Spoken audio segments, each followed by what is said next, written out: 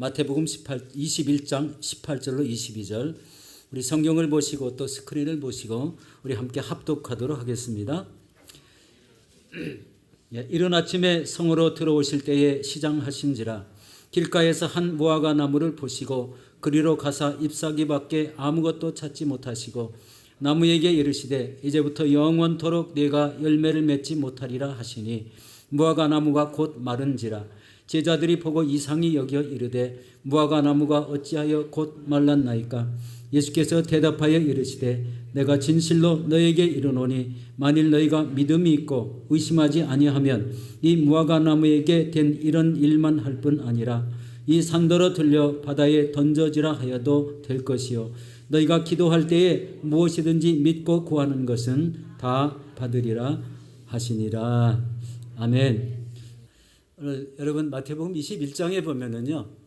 맨 1절부터 이렇게 진행된 사항을 잠시 살펴보면은 우리 예수 그리스도께서 제일 먼저 예루살렘 성에 입성하는 장면이 나옵니다. 이 성경에 예언된 대로 나귀 새끼를 타시고 예루살렘에 들어가실 때에 우리 많은 백성들이 나무의 종려나무 가지를 들고 우리 호산나 우리 외치면서 주의 이름으로 오시는 이여 우리 호산나 우리 찬양을 하면서 맞아드립니다. 그 다음에 사건은 예루살렘에 이제 예수님이 도달하셨는데요. 성전에 들어가서 성전 청화하시는 이런 장면이 나옵니다. 성전을 청화하시는데요. 그 성전뜰에 우리 요한복음 2장에 보면은 양과 소가 있었다고 그러고요. 오늘 마태복음에는 양과 소 얘기는 없습니다. 제일 먼저 하신 일이 노끈으로 채찍을 만드셨다고 그랬고요. 그 양과 소를 다 쫓아냈다고 그랬습니다. 그리고 매매하는 자들을 쫓아내고 그리고 동전 바꾸는 자 비둘기 파는 사람의 상을 우리 의자를 뒤로 엎으셨다. 이렇게 말씀하고 있습니다. 그런데 여러분 성전 청화 사건에서 가장 중요한 한 포인트가 있습니다. 그것은 뭐냐면 내 집은 기도하는 집이라는 거예요. 지금 예수님이 성전 청화를 하시면서 맨 끝말에 내 집이라고 표현했습니다. 여러분 굉장히 중요한 말이죠. 내 집이랍니다. 여러분 이 성전이 예수님의 집인 걸 믿으시기 바랍니다. 굉장히 중요합니다. 우리 안에 거하시는 성령의 전이기도 합니다. 바로 내 집은 기도하는 집이라 일컬음을 받았는데 너희는 강도의 소굴을 만들었다. 이렇게 표현했습니다. 강도의 소굴. 하나님 전에서 예수님의 집 안에서 우리 소를 팔고 돈 바꾸고 우리 비둘기를 팔고 매매를 했다는 겁니다. 우리 신앙인의 상식으로는 그렇게 하면 안 된다는 이런 표현이고 그리고 강력하게 이 끝내 말은 마음에 좀 화가 나신 듯한 이런 말씀을 하고 계십니다. 여러분 이렇게 성전 정화를 하시고 이제 그날은 어떻게 하셨습니까? 베다니 마을로 들어가셔서 우리 제자들과 함께 들어가셔서 하루를 주무시고 우리 성전에 다시 나오실 때에 일어났던 일을 말씀하고 있습니다. 우리 이렇게 말씀하죠. 우리 18절에서 19절 다시 한번 보도록 하겠습니다. 예수님은 이른 아침에 성전으로 들어오실 때 시장하신지라 길에서 한 무화과 나무를 보시고 그리로 가사 잎사귀 밖에 아무것도 찾지 못하시고 나무에게 이르시되 이제부터 영원토록 내가 열매를 맺지 못하리라 하시니 무화과 나무가 곧 마른지라 라고 했습니다. 어떤 분은 이 성경 구절을 굉장히 난해하다고 했습니다. 우리 이해하기가 힘들다는 거죠. 그런데 우리 앞에 우리 만왕의 왕 예수 그리스도께서 성전에 들어가시며 환영을 받으며 들어가시는 그 사건과 그다음에 성전 청결하시는 이 두 가지 사건을 연관해서 이 말씀을 풀어봐야 될 것 같습니다. 여러분 이 무화과 나무는요 이스라엘을 상징합니다. 우리 요한복음 1장 48절 50절에 보면은요 예수님이 나다나엘에게 이렇게 말씀하십니다. 내가 무화과 나무 아래에 있는 것을 내가 보았다. 나다나엘은 한 번도 본 적이 없는데 우리 예수님은 그렇게 표현하셨어요. 그만큼 무화과 나무는 이스라엘 사람들에게 너무 익숙한 장소이고 그 자리가 놀이터고 그 자리가 음식을 나누는 자리고 그 자리가 기도하는 자리고 그 자리가 예배를 드리는 자리였다는 겁니다. 그래서 무화과 나무는 이 상징이 바로 이스라엘입니다. 그리고 무화과 나무는 저와 여러분입니다. 예수님이 무화과를 쳐다보셨다는 것은 우리 여러분의 신앙을 점검하셨다는 거고요. 우리 이 무화과 나무는 또 우리 이스라엘의 종교 지도자들, 바리새인들, 또 거기에 서기관들, 이런 이 나라를 지배하고 성전을 운영하는 이런 사람들을 별도로 세워서 이야기한 걸 보면은요, 그 사람들이 무화과 나무였다는 거예요.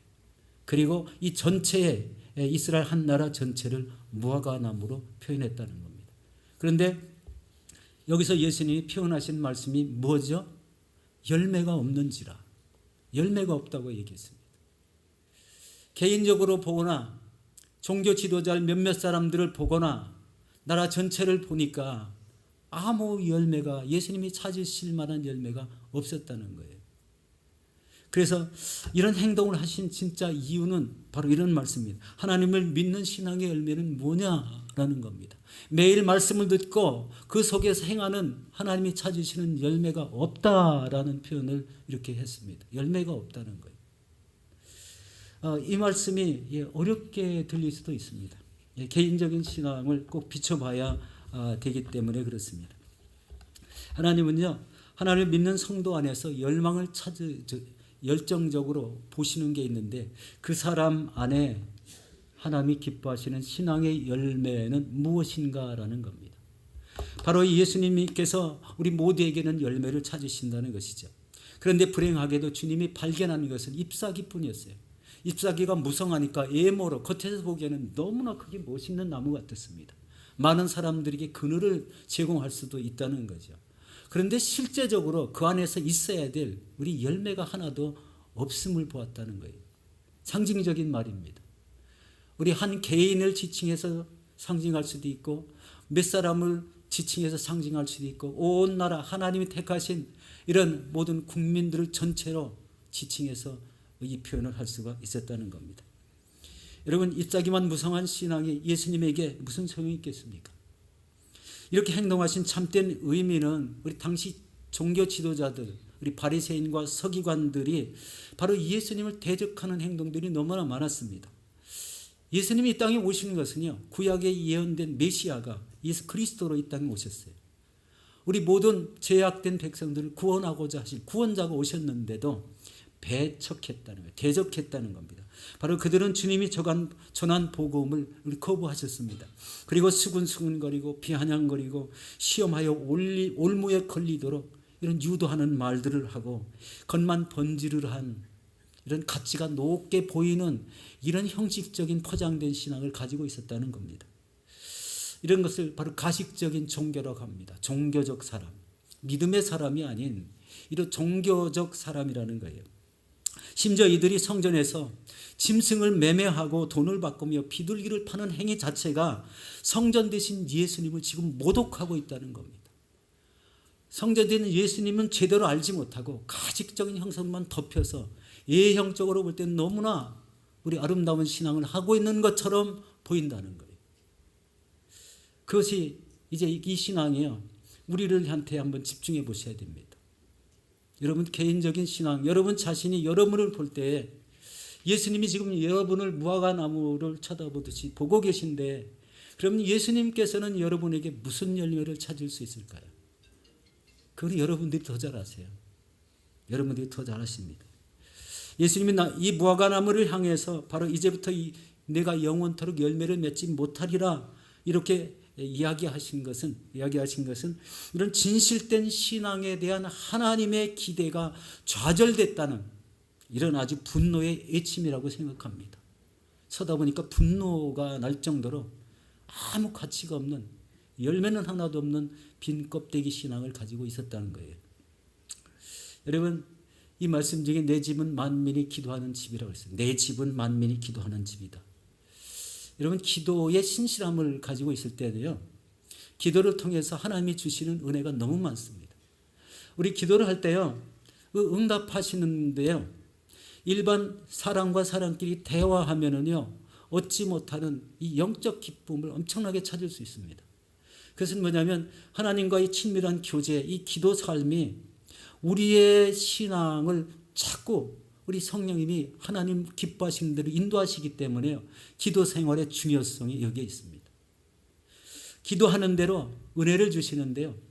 우리 이 자녀를 위해서 기도하고 또 가정을 위해서 기도하고 자녀가 운영하는 이 사업장을 위해서 기도할 때에 하나님이 그 인도하심이 너무 세밀하게 우리 인도하셔서 그대로 했더니 갑자기 이 조그맣은 사업장이 크게 변해더라는 거예요. 그리고 우리 알지 못하는 이런 영적 힘이 어느 날 갑자기 말 한마디 속에 생기고 다른 사람을 위해서 중보기도 했더니 그 사람이 병이 고침받았다 그러고 바로 이런 역사들은요. 이런 기도에 놀라운 은혜가 있기 때문에 그렇습니다.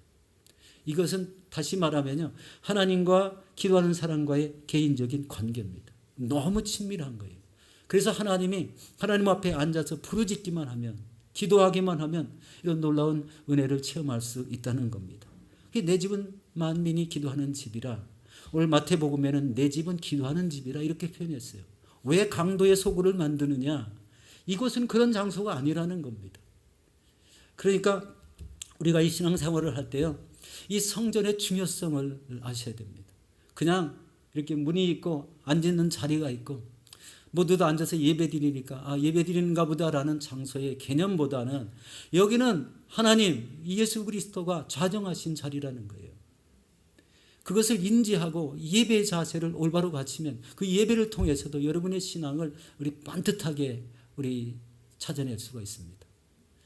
내 예배 생활을 한번 점검해 보셔야 되는데 바로 이 기도의 삶과 예배 생활이 올바르면요. 세상에서 나가는 모든 일들은 다 형통하게 되어 있습니다. 왜? 하나님이 함께 하시기 때문에요. 하나님이 나의 관계가 깊기 때문에 내가 하는 말 한마디를 그냥 귀담아 듣고 계신다는 거예요.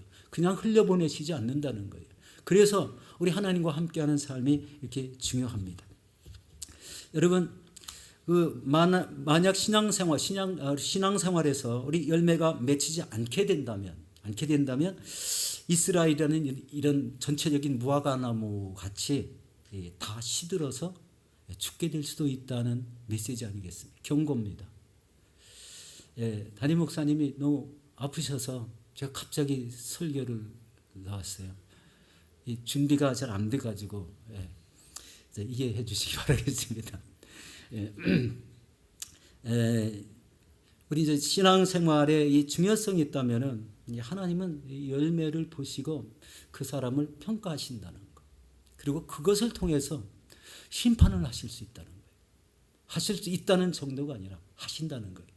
한 나라도 지금 심판을 하는데요. 이 심판이 실제적으로 일어났어요. 우리 주후 70년 로마의 디도라는 이 디투스 장군이라는 이 사람이 군대를 데리고 와서 예루살렘 성을 18개월 동안 에워쌌습니다. 그 안에 들은 사람이 몇 명인지는 잘 모를 때입니다. 6월절 기간에는요. 예루살렘 성전에 좁기 때문에 모이는 인원이 200만 명 가까이 모였다는 거예요. 200만 명이면 어느 조그만 도시 인구지 않습니까? 그런데 이 예루살렘 성전에서 다 잘 수가 없으니까 다 예루살렘 주변에서 노숙을 했답니다. 그러니까 6월절 기간 동안에 잔치 기간 동안에. 근데 이때에 그렇게 많이 들어있는 이때에 이 디도 장군이 이 어마어마한 군대를 이끌고 이 성전을 에워쌌으니까요. 그리고 18개월이라는 기간 동안 에워쌌으니까 그 안에 있는 사람들은요. 어떤 일이 있었을까요? 이게 엄청나죠. 먹을 거 있어야 되고 마실 물이 있어야 되잖아요. 이 사람들이 살아가는 기본적인 요소가 있어야 되는데 너무 많은 인원은 있고 그런 게 부족했다는 생각이 들잖아요. 그런데 그 침공으로 인해서 어떤 일이 생겼냐면 이 성전이 돌 하나도 돌 위에 이렇게 얹어지는 현상이 생겼고 다 무너뜨려졌다는 거예요. 그리고 그 안에 들어있는 이 믿는다는 사람들을 우리 다 학살해 버렸습니다. 학살이라는 거 아시죠? 옛날 우리 6.25 때 그런 말을 많이 썼습니다. 다 죽였다는 거예요. 얼마나 잔인합니까? 우리 병행구절인 마태복음 13장 2절에는 이렇게 말씀합니다. 우리 예수께서 이르시되 내가 이 큰 건물들을 보느냐 돌 하나도 돌 위에 남지 않고 다 무너뜨려지리라 하시니라. 예수님이 하신 말씀이니까 이게 틀림없이 그대로 이루어진 게 우리 로마의 디투스 장군에게 의해서 이렇게 이루어졌다는 겁니다. 여러분 예수님의 이 무화과나무를 보시고 극도로 슬퍼하셨던 그 이유 좌절하실 정도로 바로 이스라엘이 너무나 형식적인 이런 종교 행위만을 보고서 너무나 가슴 아팠던 이런 사실입니다. 이런 예수님의 모습을 보고 있습니다.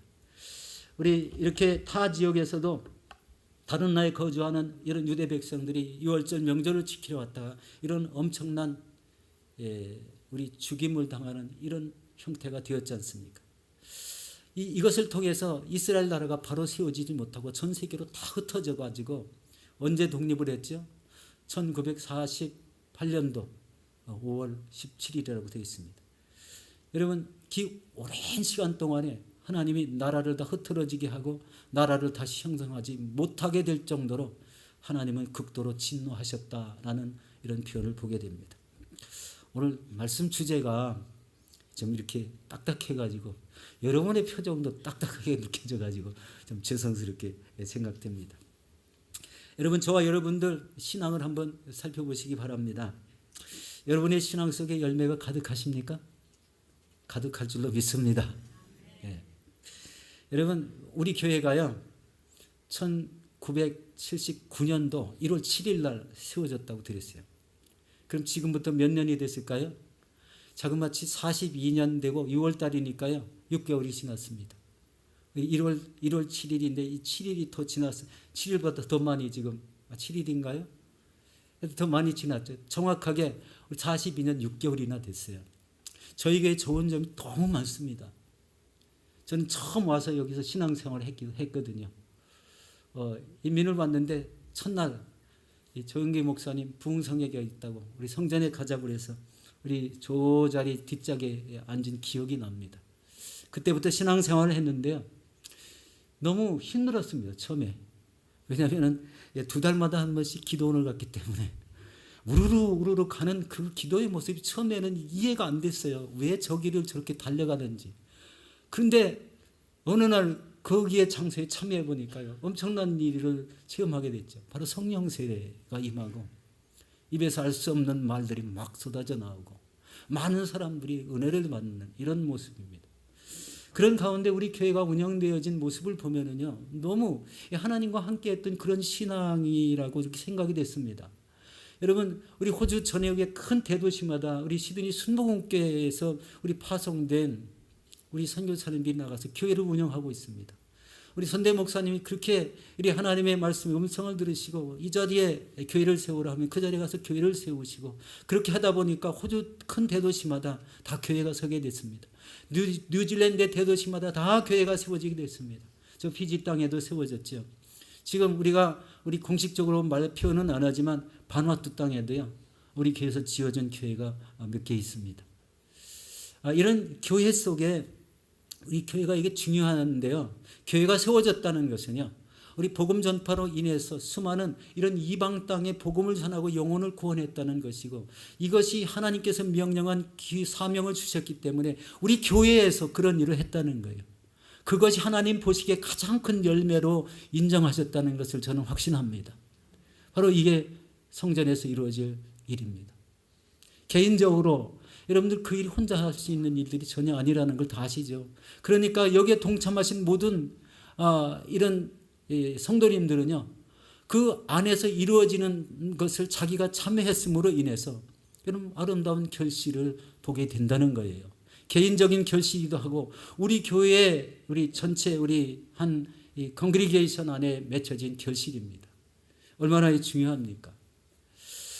앞으로도 우리 교회가 추구해야 될 이런 방향이 있다면은요. 방향이 있다면은 바로 이런 겁니다. 말씀을 깨닫고 그냥 은혜 받은 말씀이네 이렇게 하면은 아무 결실이 안 생기잖아요. 그런데 그것을 실천하려고 애를 쓸 때는 반드시 열매가 맺히게 되었다는 겁니다. 제가 이제 며칠 전에 어떤 연세 많으신 이 어르신하고 이렇게 통화를 하겠어요. 양로원에 계십니다. 양로원에 계신데 이 어르신이 통화를 하시면서 탄식을 하시는 거예요.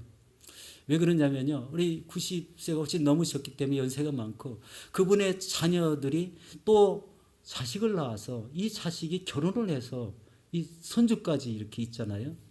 그런데 본인의 때에는 열심히 신앙생활을 했는데 그렇게 이 자식들에게 본을 보이도록 신앙생활을 했는데 이 자녀가 이 주일날 예배 생활에 안 나온다는 이런 말씀을 하셨어요. 그리고 이 말씀을 소곤소곤 하는 게 아니라 너무 탄식하는 말로 이렇게 하신 겁니다. 내가 신앙생활할 때는 주일 성수를 하는 것이 아주 큰 일이라고 생각하면 얘들은 주일날을 아주 가볍게 여기고 나오지 않는다는 거예요. 심지어 우리 주일날로 왜 예배 안 드렸니? 이렇게 얘기하니까 나 먹고 살기 바빠요. 이렇게 얘기했다는 거예요. 이해는 가죠. 예. 그런데 하나님 섬기는 방법은 그게 아니라는 거예요. 주일날을 구별해 놓으셨다는 것을 우리 하나님이 말씀하셨는데 그런 신앙생활이 되지 않는다는 것입니다. 그런데 여러분, 이 이야기가 이 어르신만의 이야기일까요? 아니라는 거예요. 가정마다 이런 스토리들이 다 있다는 겁니다.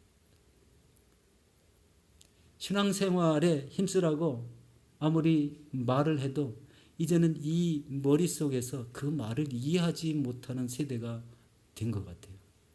세대가 너무 빨리 흘러가고 좋은 것들이 많이 보게 되고 이 사회에 적응하다 보니까 하나님은 은근히 내 뒤쪽, 옆쪽으로 다 밀려나고 자기가 하는 일이 최고로 생각될 때에 주일 성수가 일어나지 않습니다. 그런데 이것을요, 아무 부담 없이 다닌다는 거예요. 하나님이 이 안에 어떤 분이신지를 깨닫지 못하고 그냥 다닌다는 거예요. 너무나 안타깝습니다.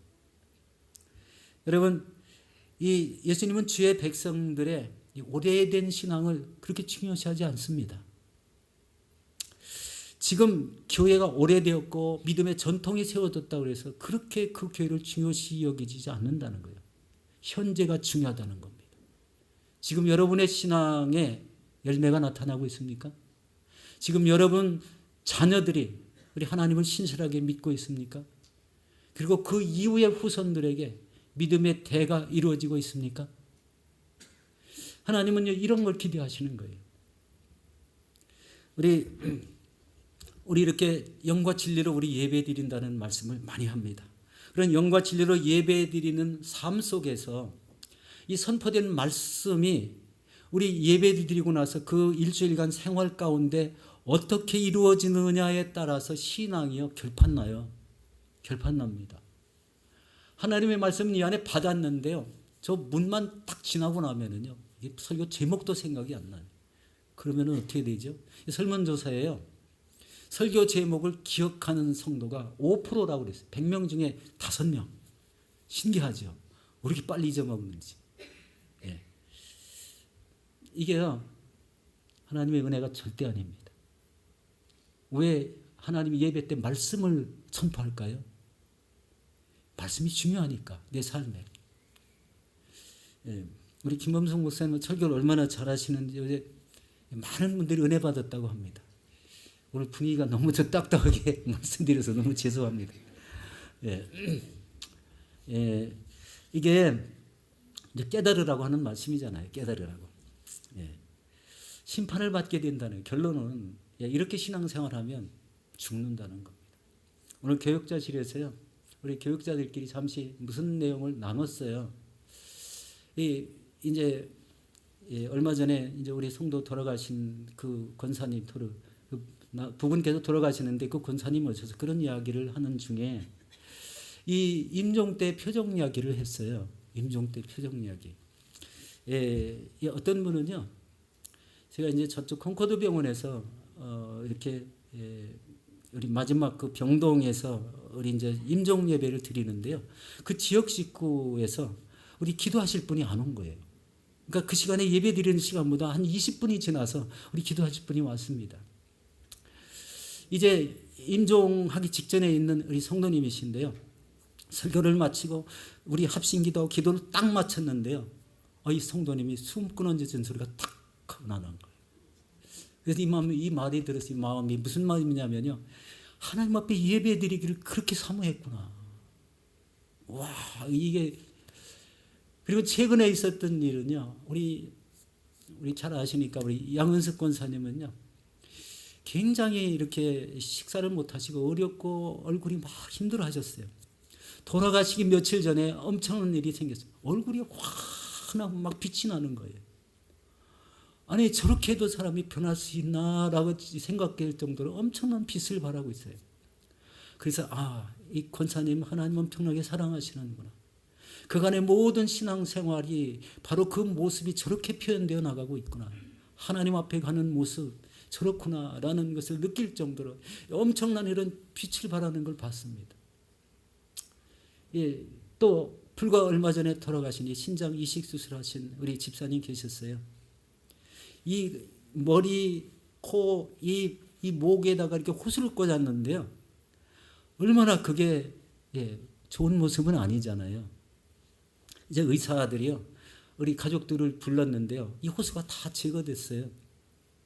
그리고서도 이 얼굴 형태가요, 오랫동안 호수 자국이 있어가지고 잘 돌아오질 않는 거예요. 그런데 임종하시기 불과 몇 분 전이네요. 이 엄청난 모습으로, 환한 모습으로 바뀐 거예요. 그러니까 이 곁에 임종을 지켜보시던 이 부인 집사님이 그만 남편을 꼭 이렇게 안아준 상태에서 그 환한 얼굴로 천국 가셨어요. 이게 형태가 좀 다르잖아요. 제가 지금 좋은 모습만 얘기했어요. 다른 모습은 얘기 안 하겠습니다.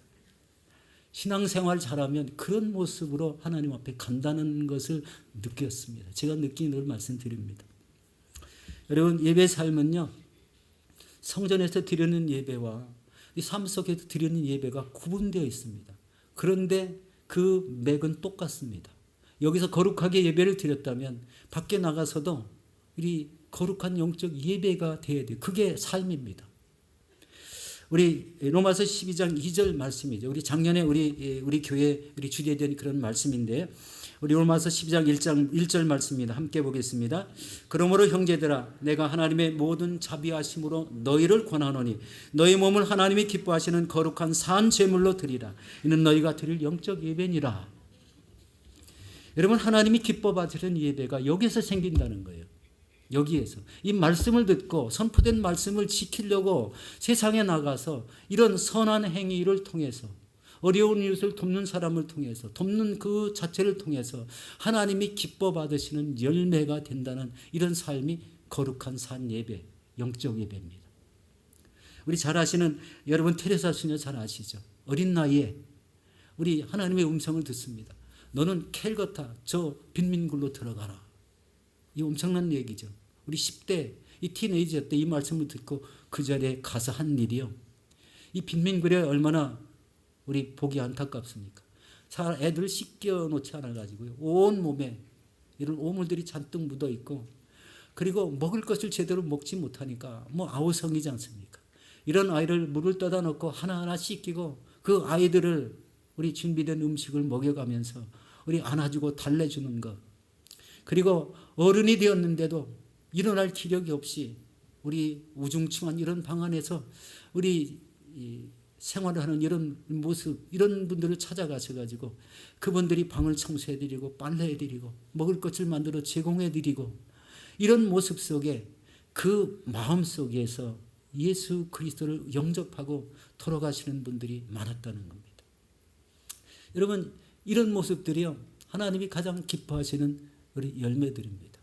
하나님은요, 이 땅에서 헐벗고 굶주리는 사람들을 굉장히 안타까워하십니다. 그 일을 행하는 사람은, 그 일을 행한 사람이 곧 행한 자가 곧 나에게 한 것이다 라는 표현이 우리 마태복음 25장에 나오고 있습니다. 저들에게 한 것이 곧 나에게 한 것이다. 그래서 이런 인정된 이런 신앙생활의 열매가 가득해야 된다는 거예요. 여러분의 목표가, 개인적인 목표가 물론 다 있습니다. 이런 거 이루는 거 굉장히 중요해요. 우리 세상 일에도요, 아주 열심을 품고 해야 됩니다. 그런데 근본적인 신앙의 기본은 이 말씀에서부터 선포된 말씀을 받고 세상에 나가서 실천하는 이런 그 틀이 있어야 됩니다. 움직이지 않는 기둥 같은 이런 말씀의 기준이 있어야 됩니다. 그래야 그 신앙이 유지되고 나가서 행하는 것마다 삶의 결실을 우리 기대할 수가 있습니다. 여러분의 삶에 이런 기대되는 결실을 맺어지고 있습니까? 그 삶이 굉장히 중요하죠. 여러분, 예수님은 우리 삶 속에서 이렇게 맺어지는 열매를 아주 기뻐하신다. 그다음에 여러분, 이 땅의 교회들이 무수히 세워지고 있어요. 선교지에도 우리 교회가 세워진다고 말씀을 드렸습니다. 근데 중요한 것은요, 그 교회마다 말씀이 살아있는 교회가 되어야 된다는 거예요. 성령이 역사하시는 교회가 되어야 된다는 겁니다. 그게 없을 때는요, 교회 형태가요, 형식적입니다. 그냥, 우리 원주민 마을에는요, 그 마을에 하도 이렇게 바람이 불면 쓰러져 가는 집들이 없는데, 벽돌집에다가 우리 참석 지붕이 올려지고 물탱크가 설치되어서요, 보지 못한 건물이 세워졌는데, 그거 하나만으로도 자부심을 갖는 거예요.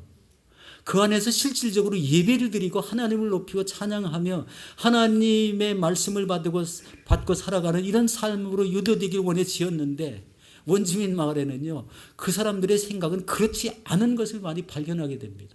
가다 보면 그렇게 느껴져요. 그런데 그런 것을 깨우쳐 줘야 될 목회자가, 이 지도자가 필요하다고 저는 생각하고 있습니다. 이게 바로 선교사를 보내는 거잖아요. 선교사. 우리 한인들이 있는 장소에 교회가 세워져서 한인 목회자들을 보내는 거 당연하죠. 그런데 저 원주민 마을에는 또 다른 형태의 선교사가 필요합니다. 원주민 말을 잘 못하죠. 그렇지만 그 나라에도 영어가 통하더라고요. 영어 잘하시는 분들 우리 마음에 있으면은요, 그 세워진 교회에 가서 그들의 영혼을 살리고 하나님의 말씀을 적용해서 삶을 살아가도록 하는 이런 사람이 지금 필요한 시대가 됐습니다. 그런데 공교롭게도 지금 나라가 닫히고 움직임이 너무 힘들어졌죠. 여러분, 어느 교회든지 말씀이 살아있고 성령의 역사심이 있는 교회가 열매가 많다는 것을 기억하시기 바랍니다. 그 중에 내가 바로 이 성령에 충만하고 내가 말씀의 기준에 의해서 살아가시게 되시기를 예수 이름으로 축원합니다. 여러분, 만약에 열매가 없다면 어떤 일이 생깁니까? 우리 요한복음 15장 2절에 보니까요, 우리 포도원을 운영하시는 농부가 하나님이시라고 합니다. 그런데 열매를 맺지 않는 가지는 잘라낸다는 거예요. 그 나무가 삭아가지고요, 이 열매에 이파리도 나지 않고 열매도 전혀 맺지 않으니까 필요 없으니까 잘라내는 거예요. 그런데 이 잘라내는 걸 다 모아다가 불에 던져서 살랐다는 거예요. 여러분, 모닥불 피워놓은 게 아닙니다. 잘라진 가지가 사람이라는 거예요. 열매 맺지 못하는 가지라는 거예요. 그것을 불에 던졌다는 겁니다. 무섭죠? 지옥이라는 개념을 이야기하고 있습니다. 열매 없는 신앙은 이렇게 무섭다는 거예요. 여러분, 그러면은 우리가 이 신앙생활을 어떻게 회복해야 될까요? 우리 첫 번째로 형식적이고 그리고 위선적인 신앙은 단호하게 버려야 됩니다. 일고의 가치가 없다는 거예요. 하나님이 인정해 주지도 않습니다. 이 땅에 무엇을 이룬 것이 중요한 것이라 하나님의 뜻대로 한 것이 더 중요하다는 것을 말씀을 드립니다. 여러분, 이런 이 단호하게 형식적인 신앙을 버려야 될 내용이 있다면은 그것은 바로 체질을 개선하는, 신앙 체질을 개선해야 됩니다. 내가 꼭 틀에 박힌 이런 행동을 해요. 어느 권사님들은요, 새벽에 일찍 나와서 기도를 하세요. 신앙의 형식이 아주 정확하게 박혀 있잖아요. 그런데 교회에 오는 것을 멀리하는 사람들은요, 신앙의 형식이나 틀이 없습니다. 일주일에 여기에 예배 한 번 나오는 것을 기쁨으로 여기시면은요, 그런 신앙의 형식은 아니죠. 그래도 예배에는 참여하시니까 하나님의 은혜는 있을 줄로 믿습니다. 그렇다면은 그 이후에 하나님이 기뻐하시는 열매를 기대하는 이런 모습이 되어야 된다는 거예요. 그래서 신앙 습관을 변화시키는 이런 운동을 해야 됩니다. 그러니까 내 삶을 이제는 이 주님을 집중하는 삶을 살아야 돼요. 가정에서도 부부가 우리는 한번 이렇게 살아봅시다라는 얘기를 해야 됩니다. 오늘 당신이 저 사업하는 거 우리 잘하고 있어? 뭐 이런 얘기만 자꾸 하면은요, 하나님과는 조금 멀어지는 느낌이 드는데 꼭 그렇게 해서 잘한다는 건 아니에요. 그렇지만 그렇게 세상적인 일도 잘하지만 아까 말씀드린 대로 신앙의 확고한 그 든든함, 말씀의 위치에는 바로 서 있어야 된다는 말씀입니다. 우리 교회가 지난주에 우리 임직 예배를 드려서 우리 임직들을 세웠습니다. 말 그대로 이제 중직이죠. 장로님, 권사님, 안수 집사님. 이 장로님, 권사님, 안수 집사님들은요, 꼭 한 가지 해야 될 게 있는데요. 모든 성도 앞에 신앙의 본을 보이는 겁니다. 우리 베드로전서 5장 3절에 이렇게 말합니다. 맡은 자에게 주장하는 자세를 하지 말고 양무리의 본이 되라는 말씀을 하고 있습니다. 본이 되라. 여러분, 이런 중직의 위치가요, 본이 되라고 강조하는 것은 바로 예배의 본이 되고 기도 생활의 본이 되고 말씀을 행하는 본이 되어야 됩니다. 그리고 헌신과 봉사하시는 이런 본이 되어야 돼요. 우리 교회가 이렇게 커나가고 각 대도시마다 교회가 세웠던 것은 바로 이런 거예요. 헌신의 본을 보이고 성령의 충만한 본, 말씀을 지키는 본을 보였기 때문에 이런 일이 가능했다는 걸 알 수가 있습니다. 그리고 여러분, 이 어려운 이웃을 돌보는 본이 있습니다. 여러분, 이 중에도요, 우리 어려운 이웃을 찾아다니며 우리 필요한 것을 우리 공급하시고 필요한 돈도 드리는 분도 있습니다. 선교지의 뜻을 두고 지금도 나라가 열리기만 기다리고 준비하는 분도 있어요. 바로 이게요, 하나님이 가장 기뻐하시는 신앙이지 않습니까? 바로 이런 사명을 감당하는 본이 있어야 된다는 거예요. 그리고 이 예배 생활에 오래된 사람일수록 뭐가 필요해요? 언어 생활의 본이 필요합니다. 막 입에서 이상한 소리가 나오고 이 담지 못할 이야기들이 자꾸 나오면은요, 신앙생활하는 그 본래 가치가 무엇인지 의심이 됩니다. 예, 그런 본을 보여야 될 사람이 누구라고요? 중직들.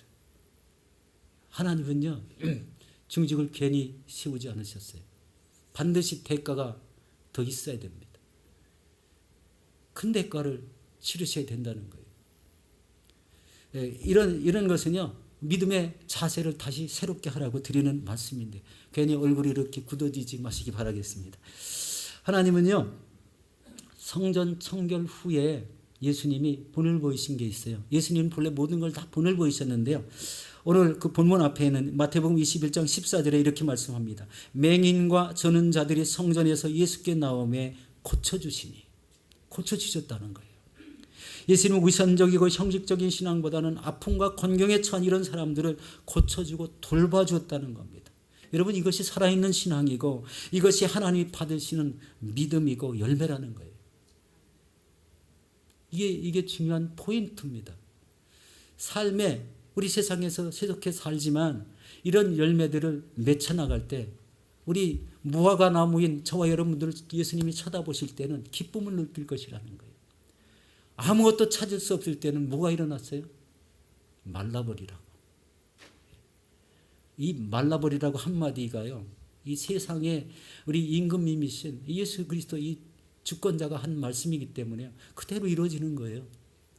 이 말씀이 나무에도 이루어졌지만 사람에게도 이루어진다는 것을 우리 깨달아야 됩니다. 여러분 삶에요, 우리 신앙의 주관을 올바르게 하시기 바랍니다. 그러면 여러분 삶 가운데 하나님이 기뻐 찾으시는 많은 열매가 가득하게 될 줄로 믿습니다. 두 번째는요, 영과 진리로 예배드리며 항상 기도하는 삶을 살아야 됩니다. 영과 진리로 예배드린다는 것, 이 성전에 와서 기도한다는 것. 여러분, 이 진실된 예배는요, 우리 하나님께서 우리의 마음을 감동을 주십니다. 그리고 죄를 깨달아서 버리게 합니다. 그리고 하나님이 늘 기쁨을 주세요. 예배 생활에 여러분 집중하시고 정성을 기울이신 분한테는 예배 삶이 기쁘게 느껴집니다. 그런데 하나님 전에 오기가 우리 싫고 발길이 떨어지지 않는 이런 사람에게는 좀 생각해 봐야 될 게 있다는 거예요. 우리 옆에 있는 친구들이 그런 게 아니고 하나님 보시기에 그렇게 느낀다는 거죠. 하나님이 오라고 예배 시간을 정해졌는데, 예배 날을 정해졌는데도 안 오는 분도 있어요. 그리고 여러분, 기도할 때 무엇이든지 구하면 응답해 주시겠다고 합니다. 제가 목요일 날 우리 교회 장로님 한 분을 만났어요. 우리 우연찮게 이제 이야기를 하는 중에 기도에 대한 이야기를 하시는 거예요. 참 은혜를 받았어요. 기도하는 중에, 저 말씀 나누는 중에. 뭐라고 하시냐면 아침에 일찍 일어나서 10시까지 기도한다고 하십니다. 가만히 마음속으로 계산해 봤더니요, 7시에 일어나서 10시까지 이렇게 기도하시면 3시간 이상을 기도하시네, 이런 생각이 들었어요. 그런데 그게 하루 이틀 그치는 게 아니라요, 날씨가 추우면 담요를 뒤집어 쓰고 그 시간에 줄기차게 기도를 하신다는 거예요. 그런데 그 이후에 하시는 말씀이 더 은혜스러웠어요.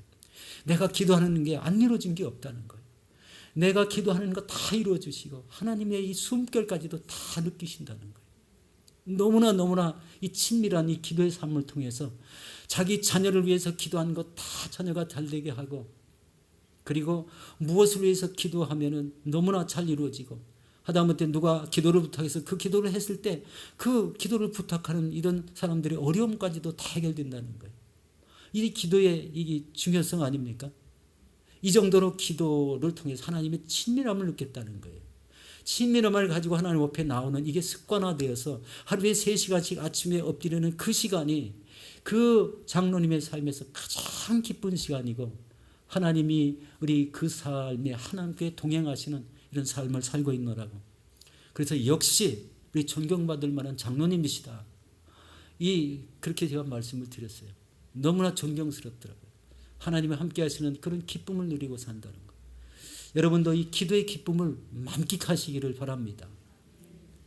이런 때 힘있게 아멘을 하셔야 되는데. 예. 여러분, 우리 요한복음 15장 7절에 이렇게 말씀하십니다. 너희가 내 안에 거하고 내 말이 너희 안에 거하면 무엇이든지 원하는 대로 구하라. 그리하면 이루리라. 예, 엄청난 말씀인데요. 중요한 전제가 깔려 있죠. 예, 너희가 내 안에 거하라. 내 말이 너희 안에 거하라는 거예요. 그 다음에 이제 세 번째 마지막인데요. 열정적인 신앙을 가지라는 겁니다. 뜨겁고 열정적인 신앙. 여러분, 열정은요, 성령님께서부터 옵니다. 여러분이 성령의 충만함을 추구하시면은 여러분이 무엇을 할 때마다 열정이 생깁니다.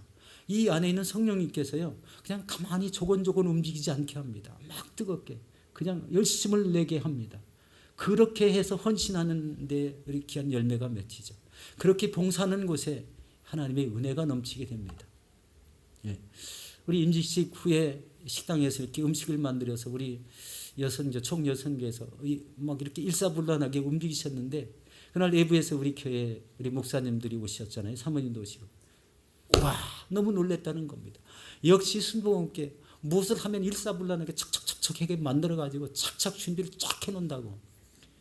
이야, 이 교회 조직이 너무 좋습니다. 아직도 옛날 그대로 있군요. 막 이렇게 말씀하셨어요. 이 칭찬이 기분 좋죠? 아무 표현도 안 하시네요. 예. 너무 좋았습니다. 네. 옛날 그 모습 그대로 그냥 일사불란하게 착착착착 이렇게 우리 진행되는 모습을 보고 은혜를 받았다고 이렇게 표현했습니다. 여러분, 이 적극적인 신앙, 이 열정은 다 성령 통해서 오신다고 말씀드렸는데, 성령 충만을 유지하기 위해서 뜨거운 기도가 필요합니다. 그리고 항상 성령 충만 달라는 기도가 필요합니다. 이 성령 충만이라는 단어로 기도를 한 달을 안 해보시면 어떤 일이 생기는지 아세요? 냉랭합니다. 냉랭합니다. 성령님 제 안에 오시옵소서. 이 마음을 뜨겁게 해달라고. 그리고 성령님 기도할 때 음성을 주시라고. 이런 기도를 끊임없이 드려야 됩니다. 이런 기도를 한 달만 안 하면요, 성령님의 관계가 잘 멀리 있는 것 같이 느껴지는 이런 성령님 같아요. 그러나 이건 본인에 따라 달렸어요. 본인이 원하셔야 된다는 거예요. 기도할 때. 바로 그런 모습이요, 신앙생활의 중요 포인트입니다. 성령이고 할 때 열정을 주신다. 그리고 그 열정을 가지고 봉사하면 열매가 생긴다. 이게 무슨 공식같이 이렇게 뭐가 연결되는 게 생각나지 않습니까? 여러분, 요한복음 15장 5절에 이렇게 말씀합니다. 너희가 열매를 많이 맺으면 내 아버지께 영광을 받으실 것이요 너희는 내 제자가 되리라. 엄청난 말 아닙니까? 내 제자가 되리라는 말씀입니다. 여러분, 이제 정리하고 마치도록 하겠습니다. 여러분, 어려운 이웃을 도우시기 바랍니다. 기회가 되는 대로 복음 전하시기 바랍니다. 영혼들을 주께로 인도하실 때 그 여러분의 그 믿음을 보시고 하나님이 영광을 받으십니다. 그리고 우리 안에 형식적인 신앙을 다 제거하십시오. 필요가 없습니다. 격식이라는 게 필요 없습니다. 그냥 어린아이같이 하나님 앞에 예배드리고 어린아이같이 하나님 앞에 구하시기 바랍니다. 그게 하나님이 보시기에 진실된 신앙으로 여기실 것입니다. 그리고 영과 진리로 예배를 드리시고 행함이 뚜렷한 이런 삶 속에서 하나님이 기뻐하시는 아름다운 열매를 우리 가득 맺히시는 저와 여러분들이 되시기를 예수 이름으로 축원합니다.